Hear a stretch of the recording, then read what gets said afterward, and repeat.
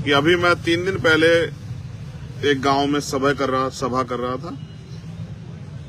सभा के दौरान एक महिला, एक माँ मेरे पास पहुंची और उसने मुझे बताया कि यहाँ गुलदार का आतंक है। गुलदार, आप उसको लेपर्ड भी कह सकते हैं, आप साधारण भाषा में उसको क्या कहते हैं? यहाँ गुलदारी कहते हैं या तेंदुआ? गुलदार बोलते हैं। साधारण भाषा में गांव के लोग समझाने गुलदार बोलते हैं, गुलदार। तो यहाँ पिछले कुछ समय में बिजनौर, अगर आप बिजनौर को ऐतिहासिक देखोगे तो बिजनौर उत्तराखंड यूपी बॉर्डर है। बिजनौर के बाद उत्तराखंड शुरू हो जाता है। एक तरफ जिला हरिद्वार, दूसरी तरफ जिला उधम सिंह नगर।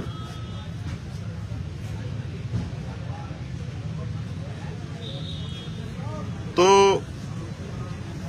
हमने 21 तारीख में जिला अधिकारी को ज्ञापन सौंपने के लिए कार्यकर्ताओं से एक आंदोलन करने के लिए कहा, क्योंकि इस गुलदार के हमले में अभी तक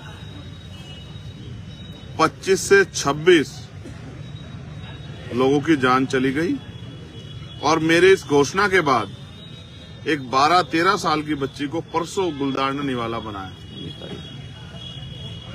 ये सारी जानें क्या तो किसान परिवारों की हैं, या मजदूर परिवारों की हैं, या गरीब जो लोग हैं, जो मेहनतकश लोग हैं, उनके परिवारों की।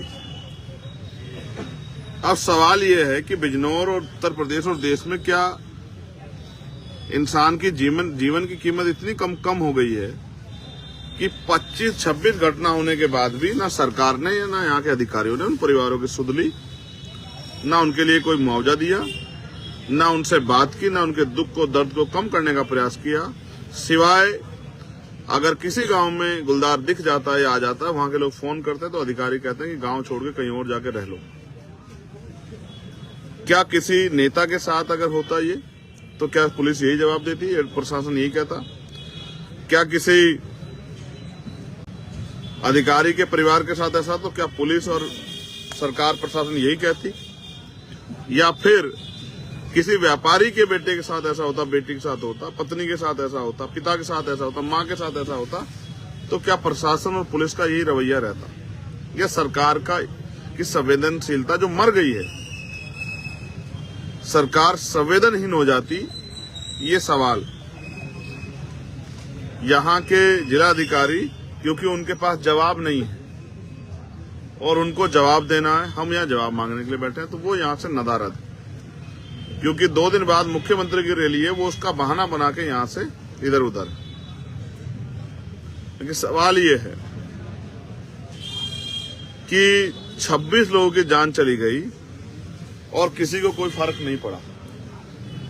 इसलिए आज हम लोग जिला कार्यालय पर बैठे हैं और जब तक यहाँ के जिलाधिकारी आकर सरकार के लोगों से बात करके हमें आश्वस्त नहीं करेंगे कि उन्होंने गुलदारों का हमला रोकने के लिए, अभी भी खतरा बना हुआ है। कल पर यह भी नहीं पता किसकी बच्ची, किसका बेटा, किसकी बेटी, किसकी पत्नी, किसी की माँ, किसी के पिता, किसी का बेटा, किसकी हत्या हो जाए, गुलदार किसको उठा ले जाए। कई लोग मेरे पास आए, एक माँ जिसके आंसू नहीं सूख रहे थे, जिसका कहना था कि उनके 19 साल के बेटी को गुलदार उठा के ले गया, जिसकी शादी तय हो गई थी। एक किसान परिवार, सिख परिवार से एक साथी हैं, जिनके जवान बेटे को पानी देने का 23 साल के अकेला बेटा था, उसको गुलदार उठा के ले गया। और ये हत्याएं भी ऐसी सामान्य हत्या नहीं, गुलदार जिस तरह से नोचता है इंसान को, आप उसका आइडिया भी नहीं लगा सकते। तो इसलिए मैं बिजनौर और बिजनौर के आसपास के साथियों से कहूंगा कि जो बहुत नजदीक हो वो अब आ जाए। बाकी हमारे साथी कल सुबह बिजनौर पहुंचने का काम करें, जिला अधिकारी कार्यालय पर। हम यही डटे हुए हैं, क्योंकि बहुत ज्यादा मीडिया में इस खबर को नहीं रखा जाएगा, बहुत अखबारों में नहीं छपेगी, लेकिन हमारे पास ये एकमात्र साधन है सोशल मीडिया, जिसके जरिए हम आवाज उठा सकते हैं। आप महसूस कीजिए, बहुत सारे ऐसे लोग हैं जिनकी जीविका वो इसी तरह चलती है कि सुबह वो खेत में काम करने जाएं या मजदूरी करने जाएं, मजदूरी करने जाएं। लेकिन आज उन सब पे रोक लग गई है और वो लोग भूख से मर रहे हैं, क्योंकि उनको ये नहीं पता कि वो जाएंगे तो अपने बच्चों के लिए 2 टाइम का भोजन लेने के लिए, भोजन की व्यवस्था करने के लिए, और कहीं ऐसा ना हो किसी गुलदार का भोजन बन जाए। मजदूर खेत पे नहीं जा पा रहा है, महिलाएं घर से बाहर नहीं निकल पा रही, बच्चे स्कूल नहीं जा पा रहे हैं। और ये आजाद भारत है, गुलाम भारत नहीं है कि कोई सुविधाएं नहीं है। जैसा मैंने कहा, अगर ये ताकतवर लोगों के साथ होता तो अभी तक वहां बैरिकेडिंग लग गए होते, तार बाड़ हो गई होती, फोर्स बुला ली गई होती, बड़े बड़े। अब आपको जान का अचरज होगा कि गुलदारों की संख्या से भी कई गुना कम पिंजरों की व्यवस्था प्रशासन पे है। अभी मुख्यमंत्री जी की रैली है, लाखों लाखों रुपए उसमें खर्च होंगे, सरकारी पैसा। लेकिन गरीबों के लिए जो टैक्स देते हैं गरीब, जिनके टैक्स से सरकार चलती है, योजनाएं बनती है, उन गरीबों की सुध लेने के लिए सरकार के पास ना पैसा है ना समय।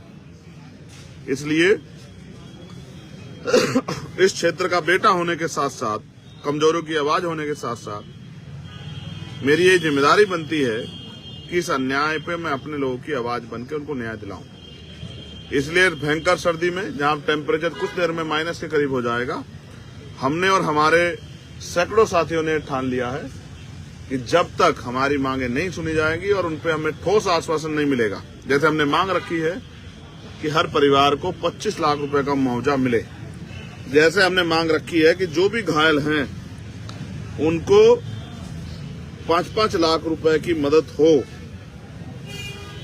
क्योंकि ये सामान्य घटना नहीं है, ये अपने आप से किसी की जान नहीं गई है, ये प्रशासन, सरकार, पुलिस की लापरवाही से ये घटनाएं हुई हैं।